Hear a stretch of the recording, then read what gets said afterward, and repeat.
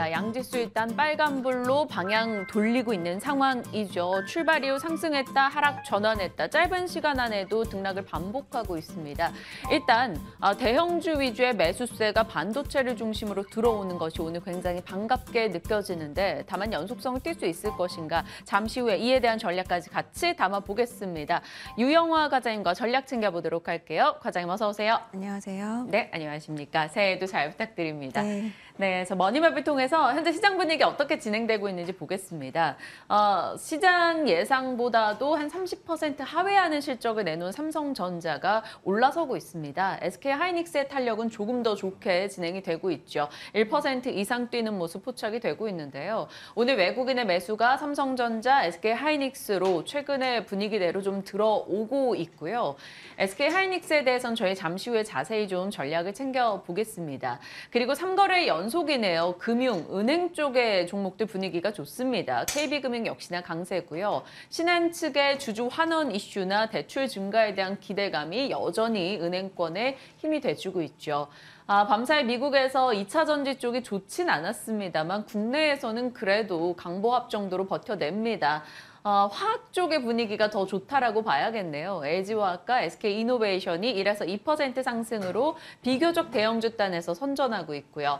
밤에 테슬라 등의 전기차가 내렸음에도 불구하고 GM이나 포드와 같은 조금 더 내연기관에 가까운 업체들의 강세가 있었는데요. 현대차, 기아가 오늘장에서도 강세 움직임 나타내고 있습니다. 자, 여러 시장 분위기들 들여다봤고요. 전략 챙겨보죠. 일단 저희가 과장님과 함께 항상 사모펀드와 연기금의 수급 추이를 지켜봤는데 이번 주는 어느 쪽에 좀 더 쏠렸을까요? 네, 이번 주는 일단 그 표 보시면 아시겠지만 중국 리오프닝이 거의 사모펀드 연기금 쪽에서 매수를 많이 했다라고 보시면 되는데 아무래도 이제 연초나 연말 되면 2023년도에 어떤 시장을 전망하는 그 전략 리포트들이 상당히 많이 나옵니다. 그래서 저 같은 경우는 다 좀 챙겨보는 편인데 사실 증권사마다 상고하저 예상하는 쪽도 있고 상저하고 예상하는 쪽도 있고 좀 분분하게 나뉘는데 전략 리포트에서 좀 일관되게 제시됐던 아이디어의 하나는 중국 리오프닝 모멘텀이었던 것 같아요. 다 이 아이디어를 기다리고 있는 것 같고 네. 여기다가 이제 경기 부양책까지 더해지는 상황인데 어쨌든 아직까지는 기대감이지만 중국의 리오프닝 같은 경우는 결국에는 열려야 진행이 되는 그 상황으로 보셔야 될 것 같아요. 그리고 이미 시장의 주가는 미국 증시도 그렇고 국내 증시의 관련주들도 상당한 기대감을 반영을 하고 있는 상황이라고 보시면 되는데 네. 최근에 1개월간의 어떤 이 주요 섹터의 흐름을 좀 살펴보실 필요가 있을 것 같아요. 섹터별로 희비가 엇갈리고 있다라고 보시면 좋을 것 같은데 일단은 LRG 넥스원 작년에 어떤 시장을 주도했던 방산이나 현대미포조선 이런 쪽에서 좀 부진한 흐름이 보여지고요. 그다음에 이제 그 대표적인 중국 리오프닝으로 보여지는 호텔신라나 아모레, 코스맥스 같은 종목들은 상당히 시장을 좀 상회하는 수익률을 좀 보여주고 있거든요. 네. 그렇기 때문에 수급적으로 측면에서 이제 봤을 때는 찬집이었던 쪽에서 빈집이었던 쪽으로 가고 있고 그것이 왜 가는지에 대해서는 앞서 말씀드린 대로 명확하게 중국 리오프닝에 대한 기대감이 반영되고 있다고 보시면 좋을 것 같아요. 네. 12월 달에 저희랑 방송하시면서 12월 초에 중국 리오프닝 종목들에 대해서는 계속해서 조금 가는 쪽, 네. 진폭은 있겠으나 가는 쪽의 방향을 설정해 주셨는데 유지하시는 거예요, 시각? 네, 저는 여전히 유지하는 게 좋으실 거라고 보고 있고요. 일단은 기관 중에서도 가장 큰 기관인 연기금이 장 열리면 사는 쪽이 중국 리오프닝이라고 보시면 될 것 같고요. 한두 종목만 사는 게 아니라 바스켓으로 사고 있기 때문에 이렇게 바스켓으로 담고 있는 쪽이 단기 주도주가 될 가능성 상당히 높다라고 보시면 좋을 것 같고요.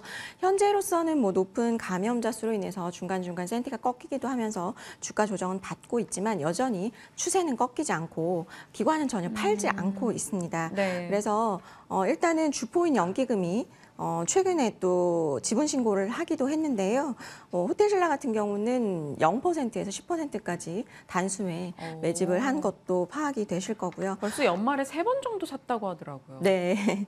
집단 면역이 어느 정도 된다면 지금으로서는 이제 기대감이지만 뭐 2분기쯤부터는 실제로 중국 리오프닝 쪽에서 숫자까지 나올 수 있는 상황이기 때문에 꾸준하게 보시면 좋을 것 같고 뭘 봐야 되냐 좀 궁금하실 것 같아요. 네. 그래서 우선 리오프닝 전체 그 기간을 본다면 수혜 업종을 뽑아보는 표를 제가 하나 그려왔는데 그 신한금투자에서 가지고 왔는데 초기나 후기 쪽으로 봤을 때 어떤 섹터가 수혜를 받을 수 있을지 정리를 해놓은 표이고요. 섹터는 이 표에서 참고를 해보시고 투자 포인트도 챙겨보시면 좋을 것 같고 또 어떤 종목을 결국에는 이제 좀 사야 되기 때문에 뭐 ETF 같은 경우는 뭐 중국 소비 ETF도 있긴 하지만 네. 개별 종목적으로는 기관의 수급 강도가 높았던 쪽 먼저 보시는 게 좋을 것 같고 최근 10거래일 동안 제가 이제 기관의 수급 강도를 뽑아 왔는데요. 지금 상위에 이렇게 포진되어 있는 거 보이실 거예요. 뭐 여행 업종이나 면세, 그다음에 색조 화장, 뭐 이런 것들, 예, 그다음에 외국계 카지노 이런 쪽이 주요하게 기관들이 사모으고 있다는 거 참고해서 보시면 좋을 것 같습니다. 네.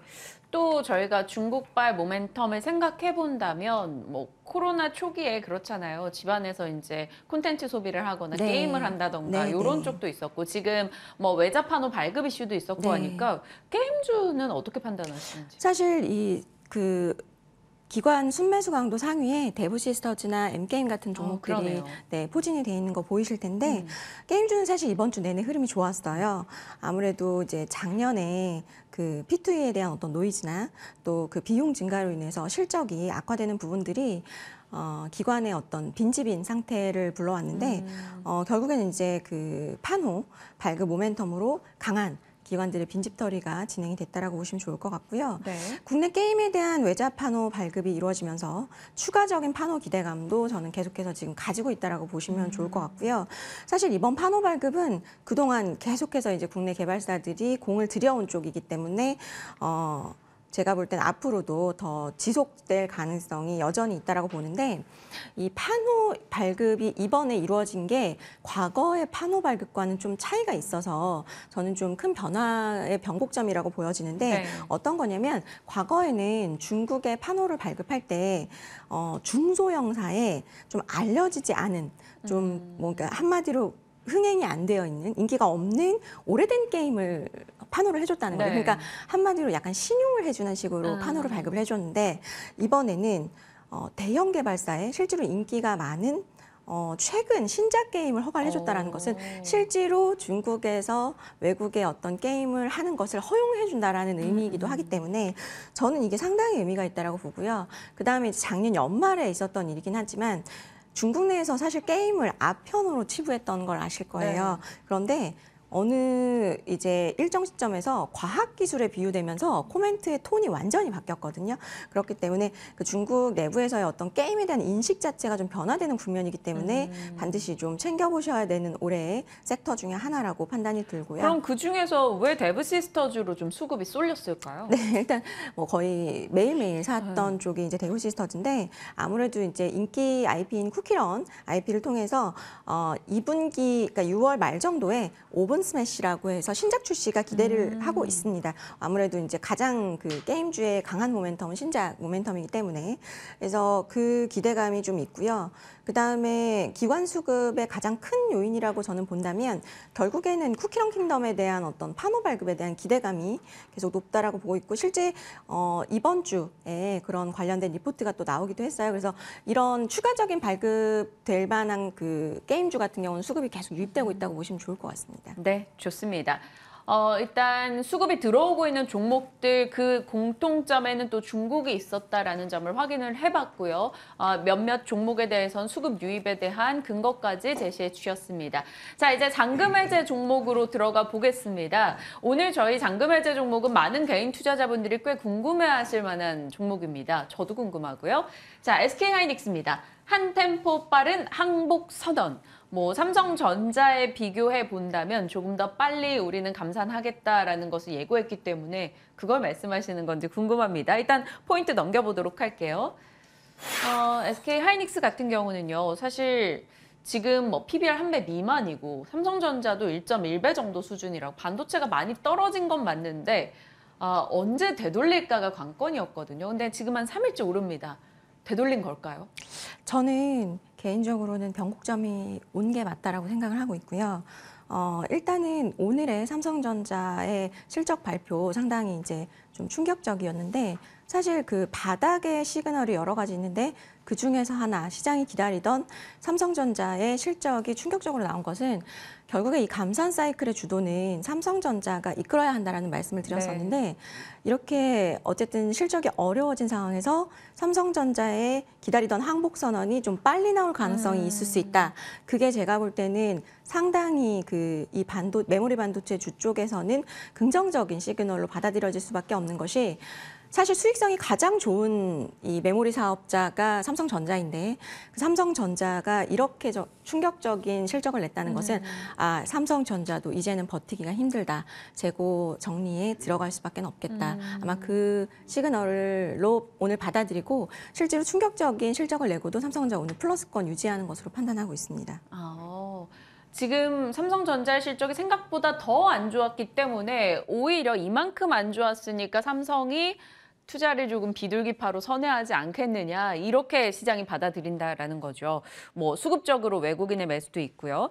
자, 그럼 그 가운데서 보통 우리가 반도체 섹터를 볼 때 반도체가 갈 때는 삼성전자보다는 어찌됐건 반도체 매출 비중 높은 하이닉스가 좀 더 탄력적이야 이렇게 얘기하잖아요. 네. 하이닉스가 더 매력적이라고 보세요? 어떠세요? 네, 저는 일단은 감산의 사이클의 주도의 키는 삼성전자가 쥐고 있지만 주가의 베타는 SK 하이닉스가 훨씬 크기 때문에 개인 투자자분들은 SK 하이닉스로 대응하시는 것이 훨씬 수익적 면에서 긍정적일 수 있다라고 보시면 좋을 것 같고 네. 실제로 1월 4일 날 하이닉스가 5일선, 21선 이평선을 동시에 돌파하면서 강한 상승세를 보였고요. 사실 그 작년에 1등 못난이었죠, 반도체. 네. 그리고 이 반도체 가지고 계신 분들은 정말 애가 타셨을 거고요. 그런데 저는 이 반등이 역사적 밸류의 하단부에서 나왔다라는 것이 상당히 중요한 것 같아요. 그러니까 가격적으로 이미 다 최악을 반영한 상황에서 반등이 나왔다라는 것이 저는 관심을 가져보셔야 되는 포인트라고 보고 있고요. 그 다음에 저희가 이제 1월 4일 날 여러 가지 어떤 긍정적인 시그널들이 많이 포착되었어요. 네. 그러면서 8%를 한 번에 반영했다라고 보시면 되는데 일단 첫 번째로는 CT 쪽에서 나온 이야기예요. 리포팅 되지는 않았다라고 알고 있는데 삼성전자가 올해 반도체 설비 줄일 것 같다. 굉장히 좀 시장이 생각하는 것보다 많이 줄일 것 같다라는 이야기가 나왔고 그다음에 1분기 디램 가격이 시장에서 예상하는 게 한 뭐 마이너스 10% 정도였는데 네. 마이너스 20% 이상 하락을 시켜서 밀어내기를 할 것이다라는 어떤 긍정적인 이야기들이 나오면서 결국에는 재고 밀어내기는 바닥의 시그널이기 때문에 그런 부분들이 저는 주가를 움직이는데 가장 크게 작용을 했다라고 보시면 좋을 것 같고요. 네. 자, 일단 기관이나 외국인들이 반도체를 비워놨어요. 그런데 뭔가 조짐이 보이니 이 조짐이 보이는 가능성만으로도 담아놓지 않은 것은 리스크거든요. 왜냐하면 시장의 그 시총의 국내 같은 경우는 3분의 1을 차지하는 게 삼성전자, SK 하이닉스이기 네. 때문에 만약에 이거를 빈 포트로 가져간다라고 한다면 시장을 따라갈 수가 없기 때문에 그건 정말 그 리스크이기 때문에 이게 삼성전자의 항복 선언이 아직 사실화된 건 아니에요. 그런데 일단 오늘 실적이 그렇게 나왔기 때문에 상당히 긍정적인 시그널인 거고 그런데 이 가능성만으로도 항복 선언을 할 것이라는 가능성만으로도 주가를 움직일 수 있는 저는 호재라고 볼 수 있을 것 같고 그날 기관 외국인이 빠르게 포트를 채웠다라고 보시면 좋을 것 같아요.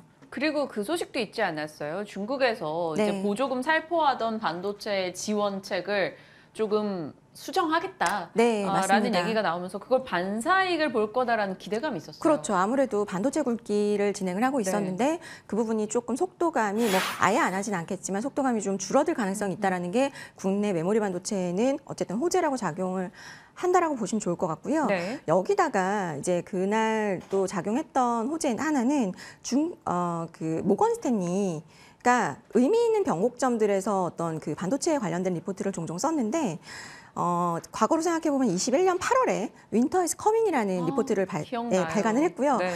예, 그리고 나서 계속 안 좋게 얘기하다가 작년 10월부터 톤이 좀 바뀌었어요. 이미 긍정적으로 변화가 됐었는데 목요일 새벽에 피봇이라는 리포트를 발간을 했고요. 반도체 바닥론에 힘을 실어줬다라고 보시면 좋을 것 같고 이러한 어떤 증권사들의 긍정적인 어떤 그 시그널들을 반영한 것이 저는 EPS 추정치라고 보는데 사실 1년 내내 단 한 번도 반도체 관련돼서 EPS 추정치가 상향된 적이 없거든요. 네. 그런데 처음으로 EPS 추정치의 반등에 성공을 했습니다. 플랫하게 간 적은 있어도 반등한 적은 없거든요. 상당히 의미 있는 부분이라고 생각을 합니다. 갑자기 초조해집니다. 포트에 지금 담아야 될까요? 외국인도 사고 있고 말씀 주신 내용들에서 조금 의미 있는 변화들도 나오고 있는데 물론 지금 대다수가 갖고 계실 거예요. 삼성전자, 네, 아마도. 하이닉스도 네, 많이도. 네, 네. 추가 매수해도 될까요? 네, 저는 근데 이제 기관하고 외국인하고는 우리는 입장이 달라요. 우리는 시장을 뭐 벤치마크에서 굳이 따라갈 필요가 없습니다. 네. 그렇기 때문에 그리고 이미 많이 담아놓으신 분들도 많을 거고 그래서 저는 뭐 급할 건 없다라고 생각을 하고 있고 다만 저는 아까 말씀드렸듯이 이제는 변곡점은 왔다라고 보여지고 이제는 좀 분할 매수로 담아갈 시점은 왔다라고 보여지는데 밸류적으로 보나 뭐 여러 가지로 봤을 때 저는 분할 매수 접근은 유효하다라고 말씀드리고 싶고요. 기관 같은 경우가 이제 특히나 반도체 움직일 때 따라 붙어야 되기 때문에 급하게 지금 아랫돌 빼서 반도체로 지금 수급을 이동시켜야 되기 때문에 오늘도 약간 그렇잖아요. 콘텐츠나 네. 엔터에서 빠지고 일로 가는 느낌? 네, 맞습니다. 그래서 아랫돌 빼서 윗돌을 개는 그런 형식의 이제 수급들이 나올 것이기 때문에 그것을 사실은 다른 섹터를 가지고 있다면 네. 반도체가 상승하는 것을 이제 바라만 봐야 되는 가능성이 있어요. 그래서 어느 정도는 포트에 반도체에 좀 가져가시는 게 좋지 않을까라고 생각이 들고 있고 아무래도 제가 볼 때는 이 메모리 아까도 말씀드렸지만 메모리 반등할 때는 SK 하이닉스 우선적 관심이 필요해 보이고요. 제가 아마 그 방산 태조 이방원이 언제 하락을 할 것이냐를 아마 여기 나와서 말씀을 드렸던 것 같은데 그때 말씀을 드렸던 게 수급적으로 왕이 행차하면 신화와 백성은 고개를 숙일 수밖에 없다라고 말씀을 드렸었죠. 그래서 반도체가 만약에 이제 추세적으로 반등을 해서 돌린다고 한다면 아마도 다른 섹터들은 좀 쉬어갈 가능성이 있기 때문에 그래서 상대적으로 반도체를 조금은 채워놓으셔야 되지 않나라는 생각이 들고 있습니다. 왕의 행차 시신하는 백성은 고개를 숙일 것이다라고 얘기하셨던 거 정말 딱 기억이 나는데 문제는 왕이 정말 오느냐인 것 네, 같아요. 맞습니다. 올려다가 안 들어오면 뭐 백성들은 다시 일어나죠. 네네. 그러니까 그게 제일 관건일 것 같은데 지금 왕이 온다? 그러니까 반도체 쪽이 바닥이다라는 걸 어떤 면에서 확신을 하십니까? 일단 그 반도체 주가 바닥 잡는 그 방법 중에 하나가 재고자산 매출 그 레이쇼인데 요건데 이제 노란 선이 피크를 찍을 때가 이제 바닥권이다, 재고가 많다라고 보셔야 되는데 근데 사실 노란 선이 더 위로 올라갈 수도 있잖아요. 재고 네. 더 많이 쌓일 수도 있을 거니까 이것만으로 보시긴 좀 힘들고 여기에 그래서 보완책이 매출액, 각 그 공급사의 매출액을 확인하는 것인데 재고자산의 정점을 추적을 해보면 매출액이 급락한 이후에 나타나는 것을 확인할 수가 있거든요. 그렇기 때문에 매출액이 이전 고점 대비해서 반토막 이상 난다. 그러면 이거는 반도체의 저점이다라고 보시는 게 좋을 것 같고 한마디로 아까 제가 삼성전자의 항복 선언이 좀 빨라질 수 있다라고 말씀드렸잖아요. 네. 그게 저는 오늘 좀 나올 수 있다라고 보고 있고요. 주가는 그래도 선행성이라는 것을 가지고 있죠. 네. 그렇기 때문에 뭐 1분기나 2분기에 만약에 바닥을 찍는다라고 본다면 그것을 조금 차츰차츰 반영을 해나갈 것으로 저는 개인적으로 보시면 좋을 것 같고요. 반도체 지수가 과거 이제 보시면 30% 이상 한 해에 하락한 적이 과거로 2번 정도 있었는데 네. 그 다음 해에 그 상승이 눈에 두드러지실 거예요. 빨간색이네요. 네, 그죠? 네 지금 크네요. 그렇죠. 네, 큰 폭의 상승을 보였기 때문에 작년에도 이렇게 지금 하락을 크게 했기 때문에 올해는 또 과거의 어떤 히스토리상 좀 그런 움직임을 보여주지 않을까 예상해 볼 수 있을 것 같습니다. 여러 가지가 조금 맞물리고는 있습니다. 뭐 한 1년 넘게 우리의 뒤통수를 정말 열심히 가격했던 반도체 쪽에서 다시 우리의 손을 좀 잡아줄 수 있는 상황이 될 것인가 지켜보죠. 가격적 측면을 좀 들여다봐야 될 것 같은데요. 하이닉스가 오늘 81,900원 진행이 됩니다. 저희 좀 저항이나 지지를 좀 잘 잡고 가야 될 것 같아요. 네, 일단 1차 목표가 87,200원을 잡아드릴 건데요. 네. 왜냐? 이거는 여기 그 근처에 그 갭으로 강한 저항이 버티고 있기 때문이고요. 만약에 보시다가 이 가격대를 힘차게 돌파를 한다. 네. 그러면 추가적으로 저는 95,300원까지는 노려보셔도 될 것 같아요. 그리고 손절가는 73,000원. 직전 저점 깨면 손절하시는 걸로 말씀드리도록 하겠습니다. 네, 알겠습니다. 오늘 SK 하이닉스를 중심으로 반도체 전반에 대한 이야기를 다뤄봤습니다. 오늘 뭐니뭐니해도 많은 분들이 가장 궁금해하셨을 만한 종목군이기 때문에 한 번 더 유튜브 다시 보기 통해서 체크해보시면 어떨까 싶네요. 자, 오늘 시장과 반도체 그리고 SK 하이닉스 전략 담아봤습니다. 유영화 과장과 함께했네요. 고맙습니다. 네, 감사합니다.